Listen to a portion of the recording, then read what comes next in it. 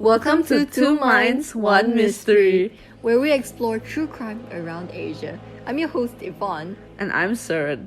In a world where many still hold strong beliefs in higher forces, whether through religion or rituals, faith can offer solace and resilience in challenging times. However, it's crucial to tread carefully, as blindly embracing unverifiable beliefs can open the door to potential manipulation and exploitation. And this is a tale we have today, illustrated by an Indonesian dukun, also a magical sorcerer who tragically took the lives of 42 women under the misguided beliefs that it would grant him invisibility simply by consuming their saliva. Join us as we delve into today's case, the enigma of Ahmad Suradji.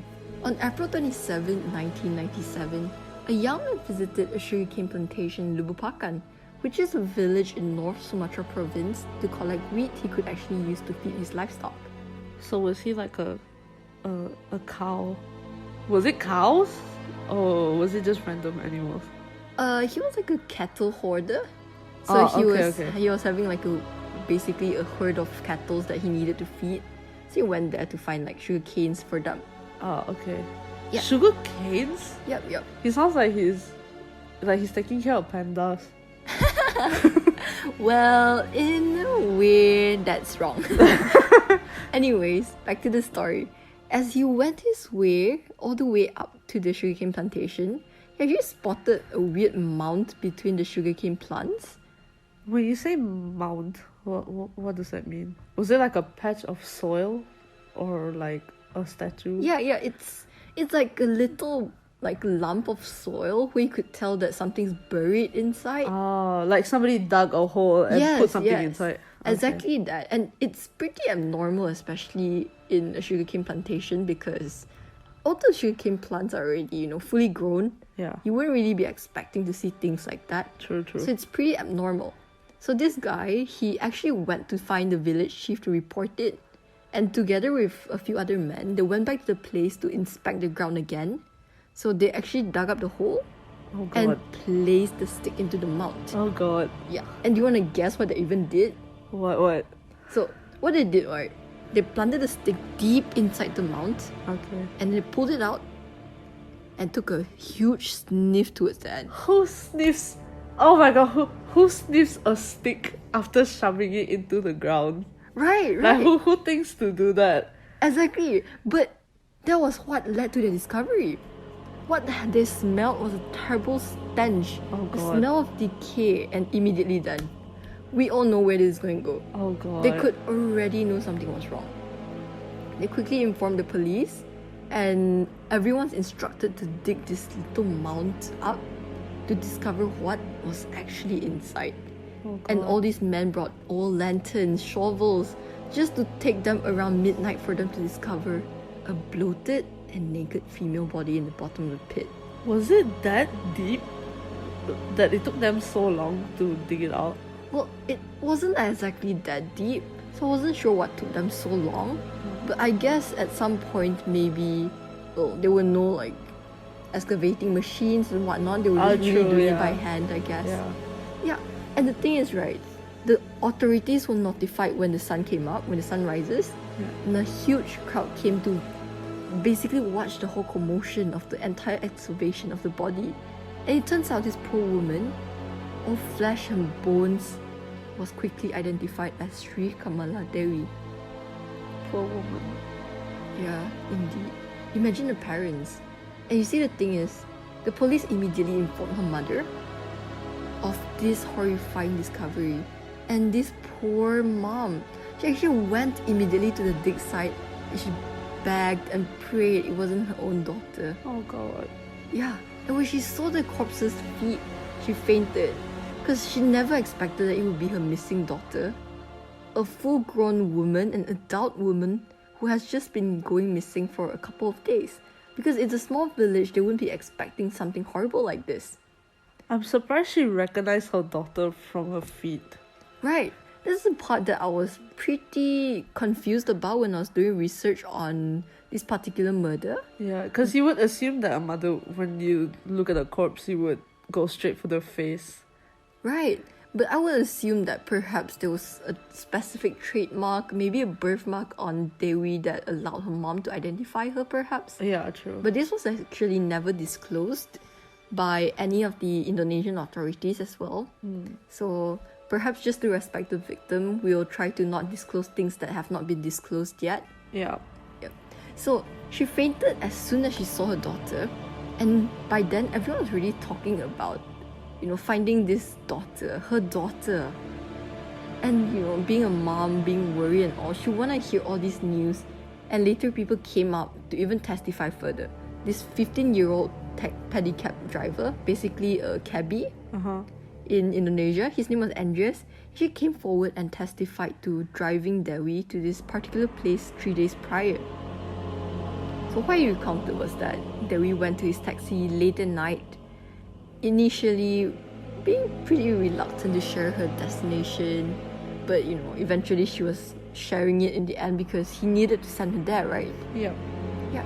And when she informed Andreas that, she intended to pay a visit to the Dukun, which is Suradji, she actually requested Andreas to shut his mouth up, not to tell anyone about it, to keep this hush. She didn't want people to know.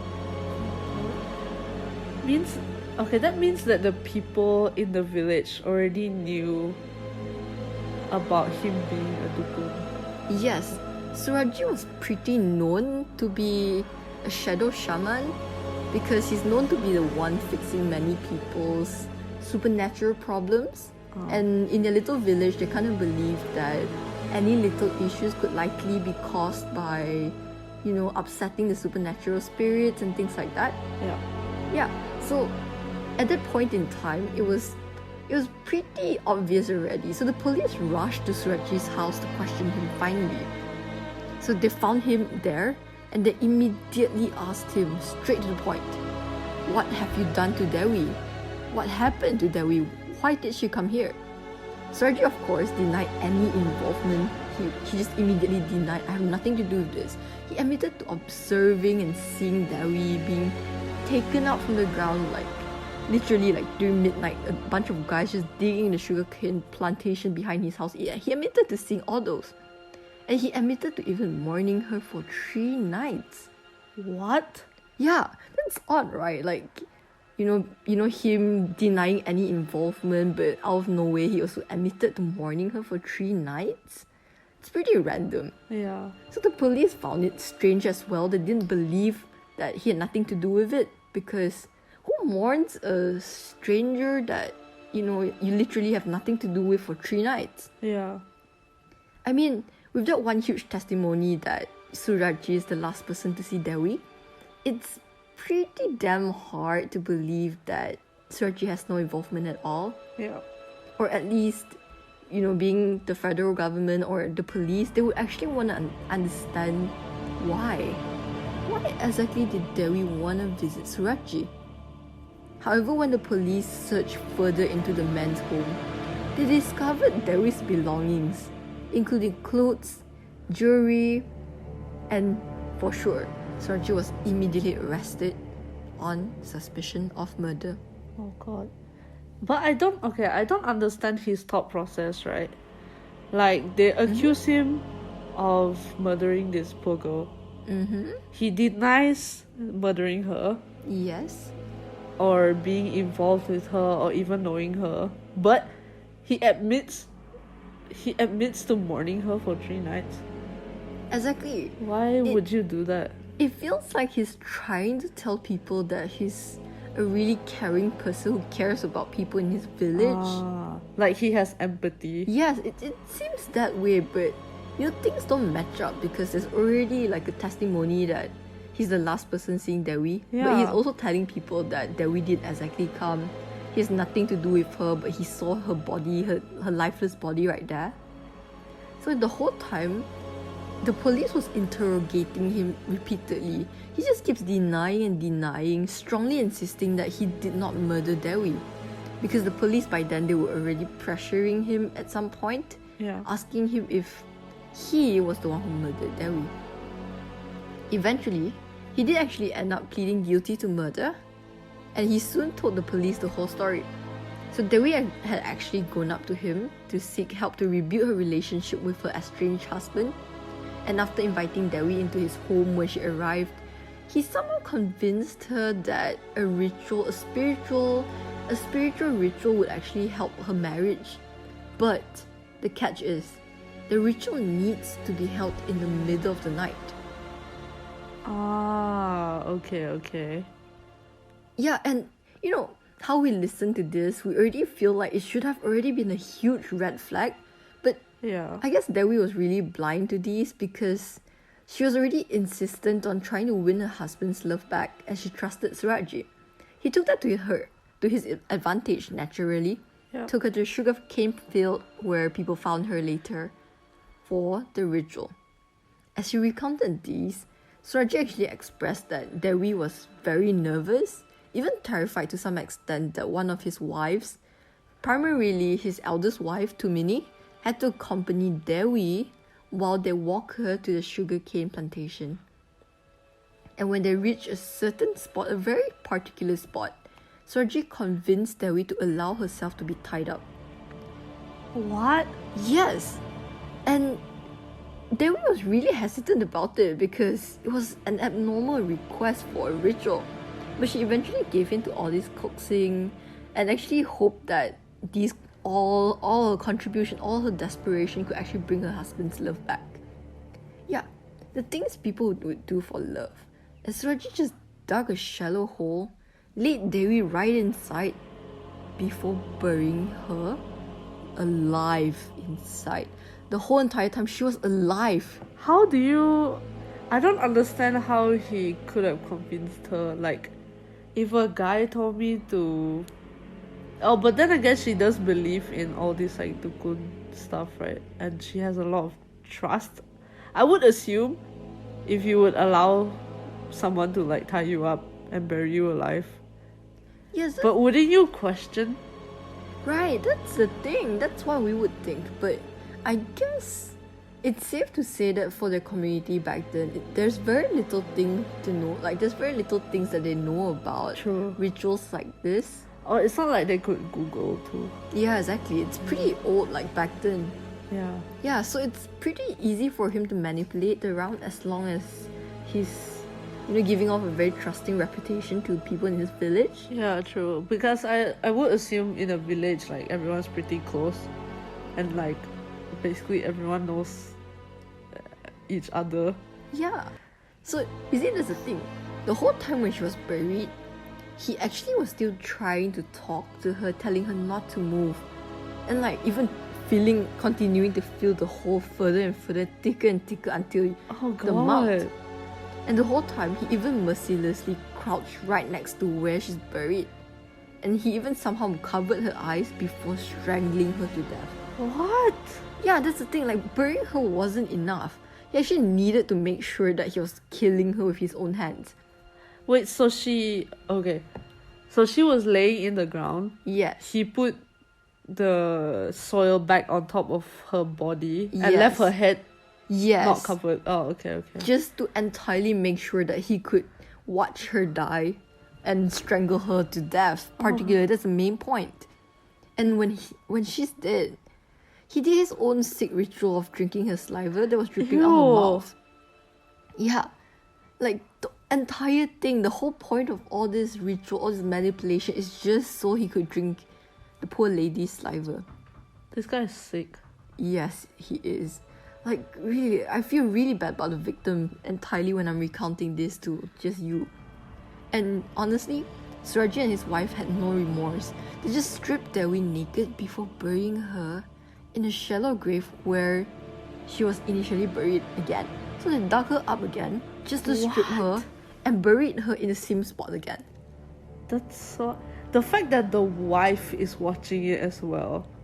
Yes. Like, there's two people there, you would expect some sort of empathy from either one of the parties just for them to just betray you. Right. And do all of those sick things. And what I'm about to tell you next is probably gonna scare you or shock you even further. Not only was his wife very supportive of what he's doing, she actually plotted and planned some parts for him. What? Yeah, she played a huge part in trying to lure victims as well. And initially what happened was maybe not about his wife yet. Suradji actually revealed that there were many more victims that he managed to murder with the help of his wife. How did they... I'm just wondering, like, how did they play it off so well? That the fact that they could do... Was it like 42 killings? Yeah, it was like 42 women over the course of 11 years. Like, in a small town, wouldn't you suspect, like, why are all the ladies missing throughout 11 years? Exactly, that's the thing. And why only this one lady did they slip up? It's likely because Dewi was particularly the only person whose body was found first. If it wasn't for the guy who actually went over to the plantation to look for wheat for his cattle, it's very unlikely that he would actually stumble upon the mounds and gradually the whole entire discovery of itself. Yeah. So perhaps we could give some credit to the authorities there and then that perhaps there were missing reports filed and whatnot, just that it was very difficult to just suddenly find these women buried, or at least they wouldn't think the women would be dead and buried there. Yeah, it's just really shocking to hear that, 42 killings. Like, that's really sad that many people had to die within the course of like 11 years. Just for a sick guy to want to suck their saliva, like... I don't understand. Right, and I guess we all want to recount this further to Suradji's childhood. So let's take a moment back. Let's trace back to his upbringing. So to what we understand from our research is that we found out that Suradji was actually born on December 12, 1952 to a Javanese family in Medan, Indonesia. His family was very well off. His mom was a housewife, his dad was a farmer, and guess what, not too surprisingly, also a dukun. Yes. So for our listeners out there in Medan, mystic healers or sorcerers, dukuns, were often revered by most of their communities.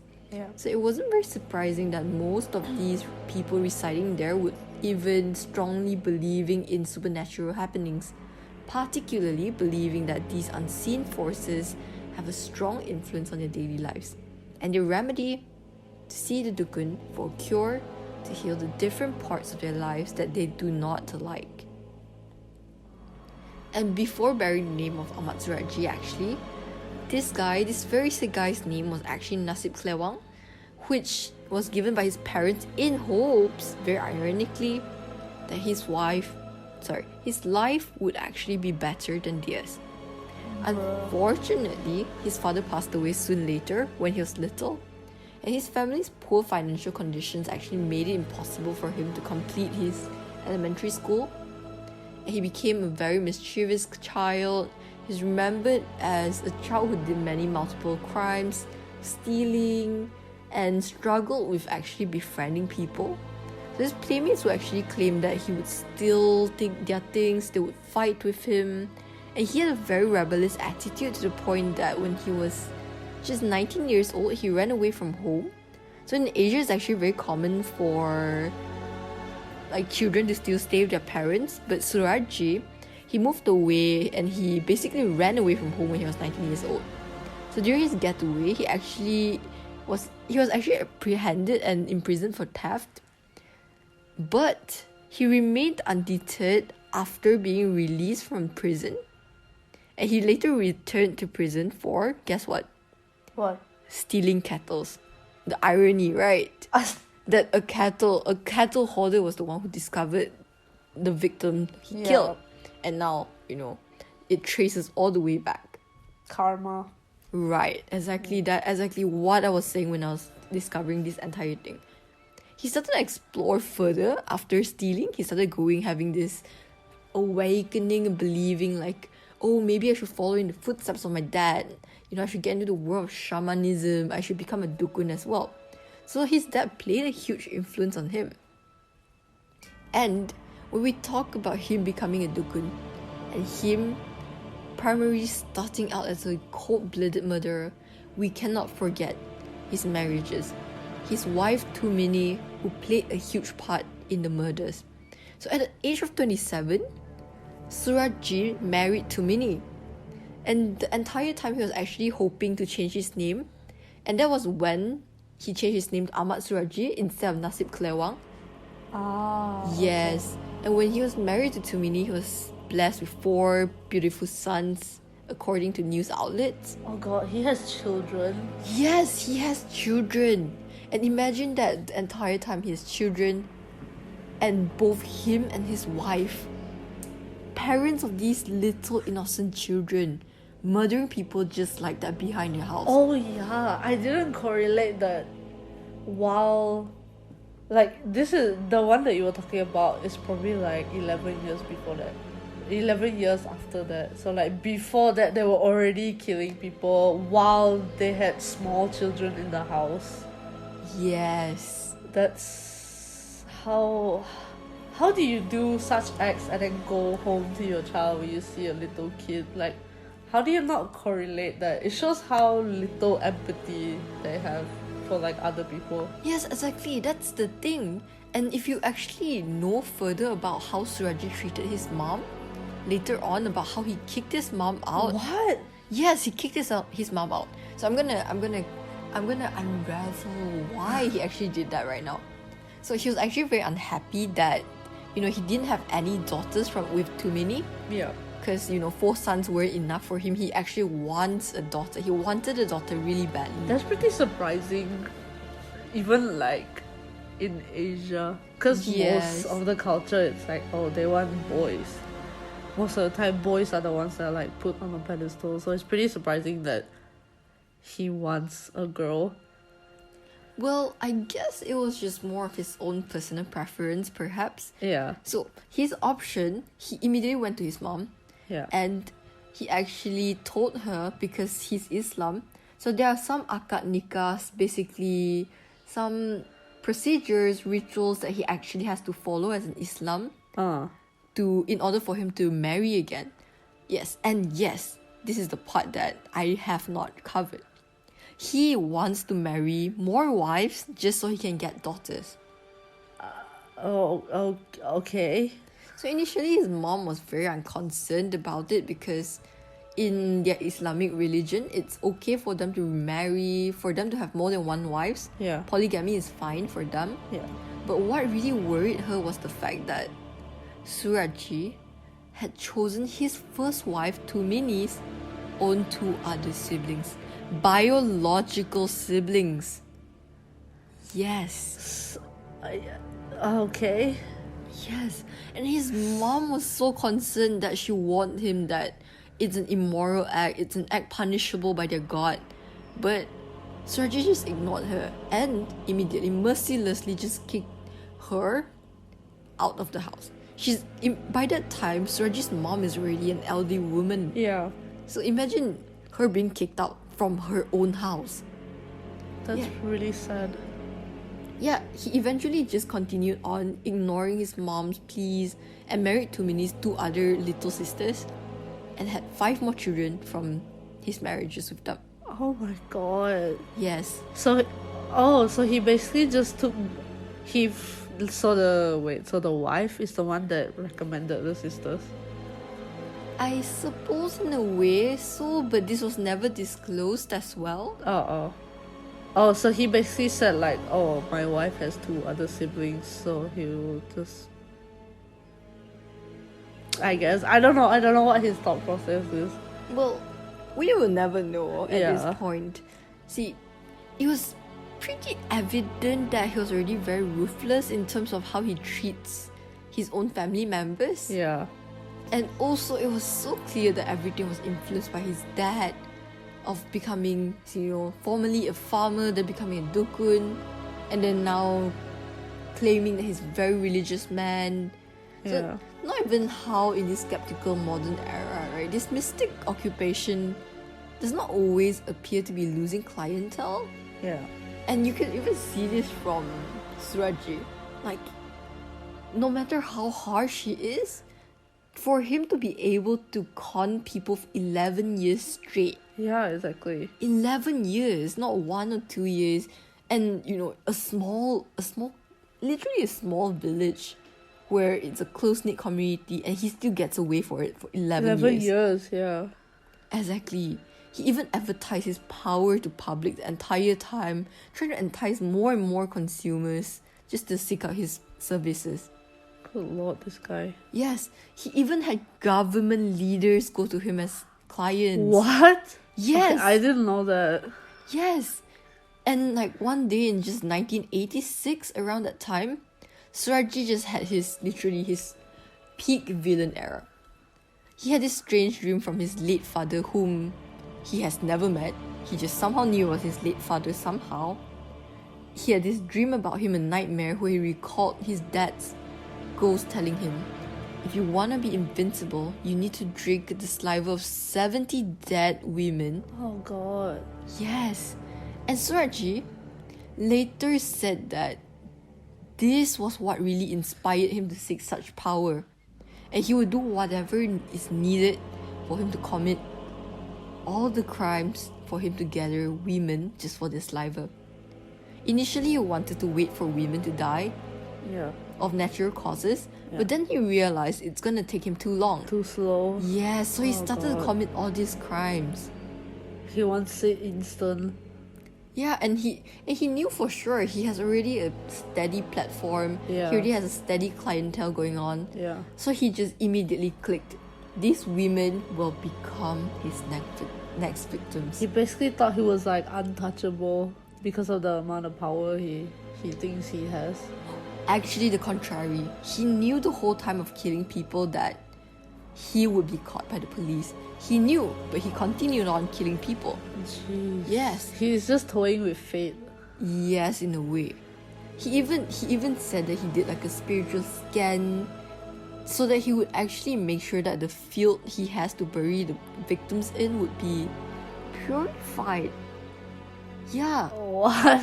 Yeah, and these were actually considered graves for women who are either prostitutes, either for looking for popularity, or wives trying to mend relationships. Yeah. Or like people trying to enhance their beauty. Like even, he goes to the extent of hiring prostitutes. Yeah. He pays them, persuades them to get into the ritual, and murders them alongside their clientele. Oh my god. So like all these 42 people who died because of him, a few of them were really just sex workers, wives trying to get love. Oh my god. Yeah. He was basically taking advantage of people who were desperate. The fact that he was more than halfway done. Like he was already close to 70. Yeah, and that is the saddest part about this entire thing. Like, he allowed his delusions get to him. He murdered these people. Imagine the victim's family. And of course, just as how we have reacted to this, the murderous witch doctor's confession of how he murdered these people, these women, actually shook the nation. The headlines were all over the country, not only local, international as well. Everyone flew over to Indonesia just to cover the gruesome case of Ahmad Suradji. Suradji would later be brought to the site to reenact his own killings. So they had like a dummy there, right where he would kill, where he would murder.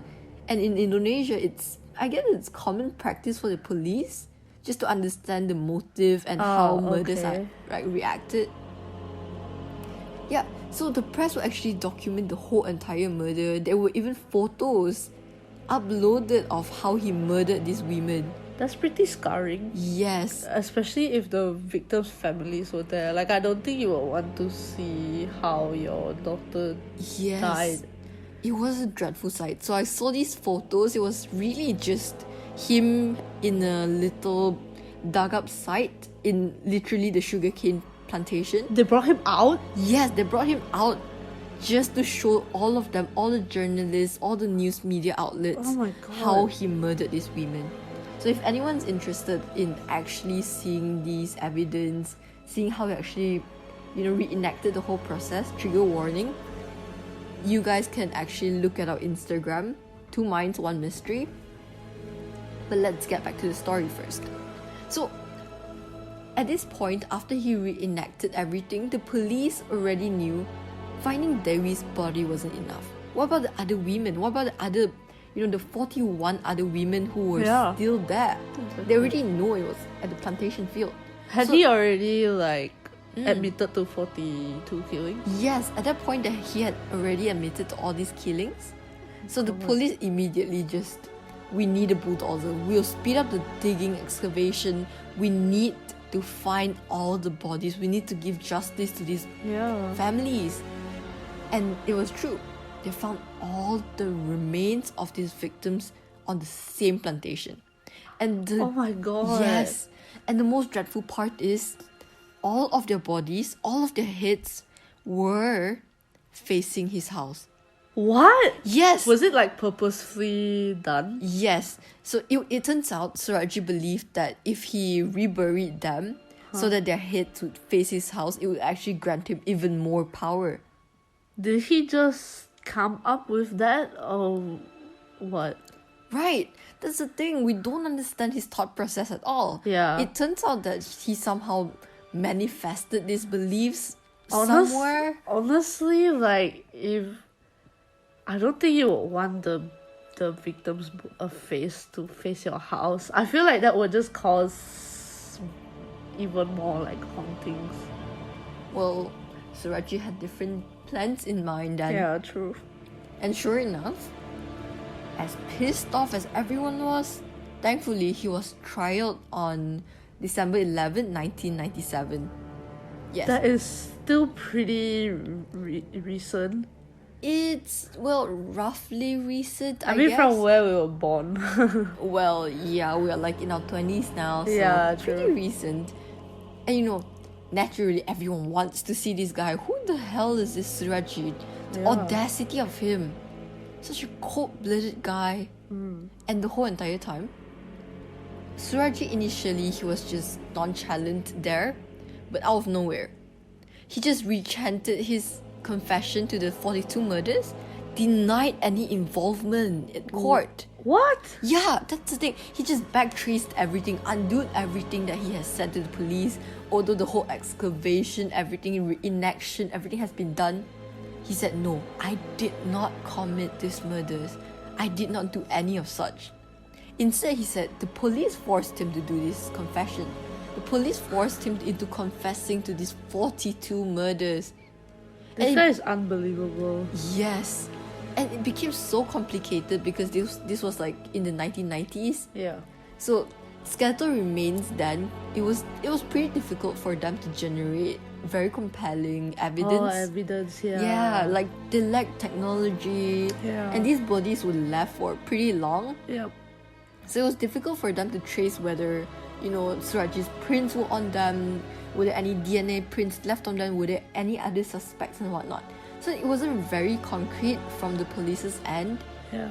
But the police was insistent. This was a last attempt to make sure that Suradji will not get away from this murder. So what they did was actually pretty witty, the police. They got all his 3 wives arrested as well, questioned them in relation to the crime. If Suradji wasn't open to talking, they would try to infer a motive from his wife's confessions, meaning that while Suradji backtracked and denied his crimes, his wife's confessions were held against him. And turns out, not too surprisingly, we found out that his wives were discovered to be present at all the victims' consultation session. Yes, these 3 women who were mothers to little children. Yeah. The first wife particularly, Tumini. Yep. She played the most role. Planning, execution, part of the entire murder process. The fact that she believed, because he had the dream, right, that his father told him about the 70 women. He told the wife, and the wife just went yes, I believe you, let's do this. Right, I don't understand that. Right, talk about I can fix him. Yeah. Talk about it, man. And eventually, the prosecution team spent 7 months more. So this whole thing was dragged on for another 7 months. Even after he showed them like how he killed them, after all the confessions. Exactly, because he backtraced everything. He basically discredited the police's evidence because But would it even like count? Even after you've admitted to everything? Well, legally, when you're interrogating a witness or a possible suspect, as a police, you're not exactly supposed to pressure them into a confession. Yeah, true. So in a way, because he felt pressured, and he mentioned being pressured, and there were so many media outlets present, he basically discredited all these evidences that the police had. Yes. So they had basically, the police had to restart everything, find more evidence, draw witnesses up, down, left, right, just to make sure that there were enough evidence to make sure that Ahmad Suradji will be punished. Not just behind bars, but he will be killed, executed. Yes. I mean, 42, man, jeez. Right. And of course, the social pressure and public outroar was probably very huge then. Oh god. Influenced the trial to actually go on. Like no way would they allow this court case to actually grow cold. They will not allow it. Yeah. And think about the victims whose identity up to this day have not been identified. Like some of them probably have not been identified by families at all. Yeah, I mean, how? It's just bones. Exactly. And with the lack of technology, lack of resources and whatnot, this guy really just murdered people. And their parents, their family probably never knew where the kids have gone to. Yeah. So people basically massacred a village. Yes, and people just naturally hated him. Hated him so much. Like, dude, feel the hate in my voice right now. Like, the public didn't only demand justice to be served on his spouses. Yeah. Primarily, they want Ahmad Suradji to be sentenced to death. Yeah. Which he later was on April 27th, 1998 by Judge Haugara Harifa. But the eerie bit about Ahmad Suradji was that he actually didn't seem too upset about the fact that he was gonna die. Instead, he accepted his fate. But in 2004, yes, he's still alive by then. In 2004, him and his wife Tumini tried to appeal for life imprisonment instead. Tumini was initially sentenced to death sentence as well.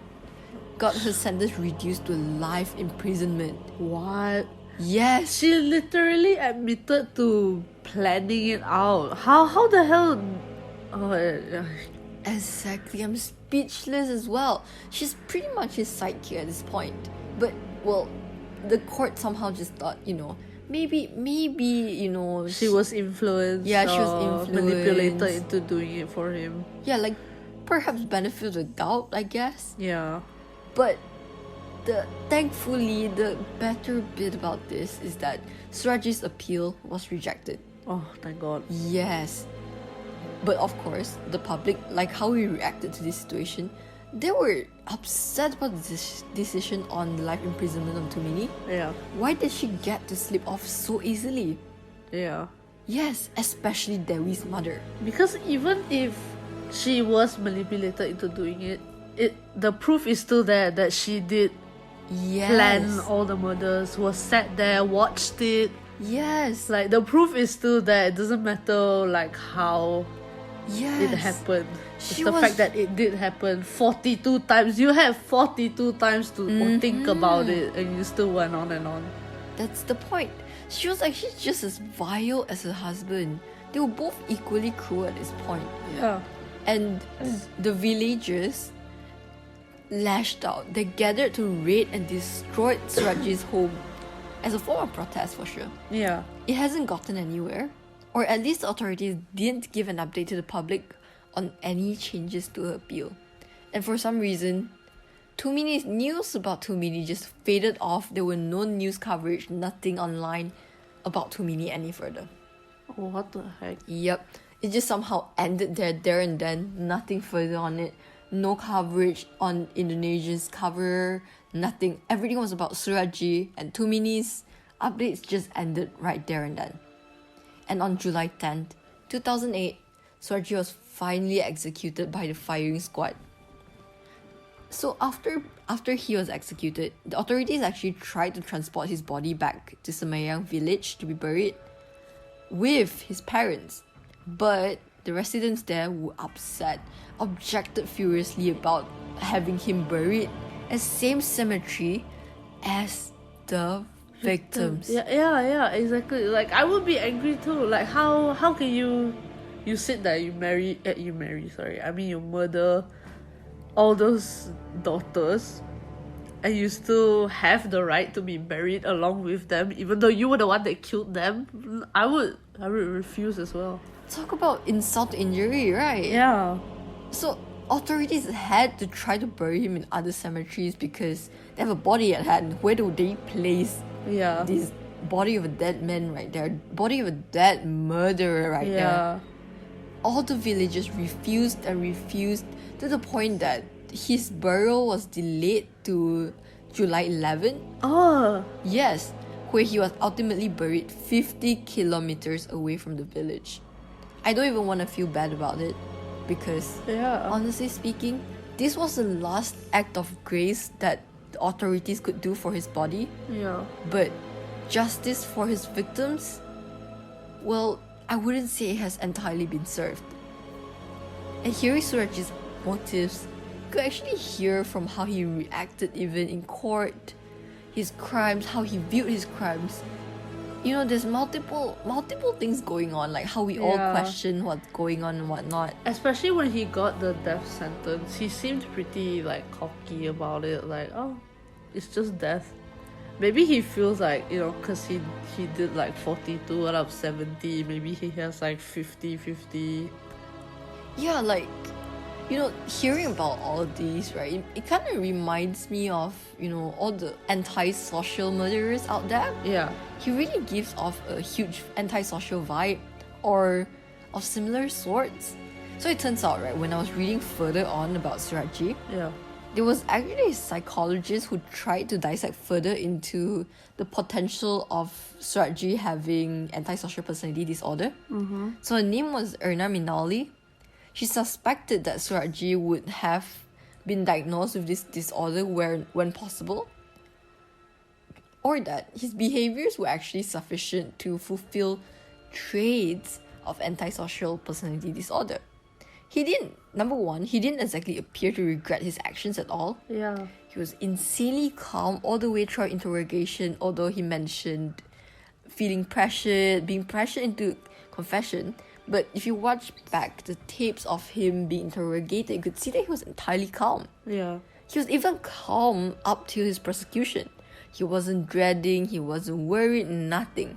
No sense of fear, nothing at all.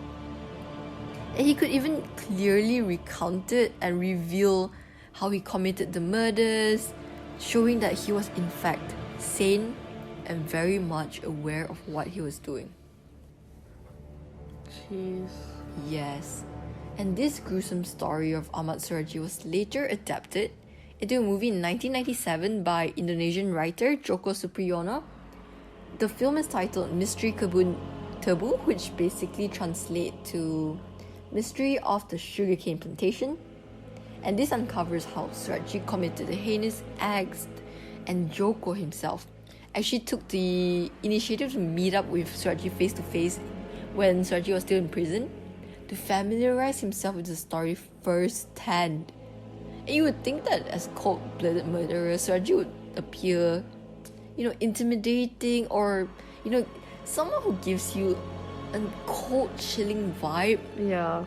But it was the contrary. Instead, Joko actually mentioned that Suradji looked just like any passerby you notice around the world. Someone that you wouldn't even double take, you wouldn't even think twice and associate him as a dangerous man. And during his visitation to Suradji, it even turns out that Suradji was not even bothered about being interrogated for murders, being interviewed about all these murders, and instead he actually brazenly told Joko that he was already expecting to be caught eventually. he just couldn't be bothered about it. The fact that he's so blatantly like this, like he just doesn't care, is the weird part. Yes. Like, that part is chilling. Yes. The fact that he doesn't care. He knows he's gonna be caught, so he's like, screw it. I'm just gonna do it until I get caught. Yes, and that was his entire mentality. And it's so saddening to see that mystical powers that are often misleading, or often I would say not mystical powers that are misleading, but rather humans with an ill heart, with an ill nature, that's set out to mislead people, that's set out to con people, still have a wide audience out there, have a wide influence out there. We all have our different beliefs, but when it comes to things like this, it's really hard for us to grasp who do we trust. Yeah. Are they truly mystical experts? Or are they just manipulators? Thank you, listeners, for listening. We post every week, so stay tuned for the next. I hope you enjoy our podcast so far. Please do follow our Instagram at 2minds1mystery, where we will be posting the evidence pictures of all the cases we discuss about and updates. You can also find us on our personal pages as tagged on our Instagram as well. And with that, stay curious, stay cautious, and may the clues always lead you to the truth. Until next time, keep your wits sharp and your suspicions sharper. This has been 2 Minds, 1 Mystery, where mysteries unravel and secrets are revealed.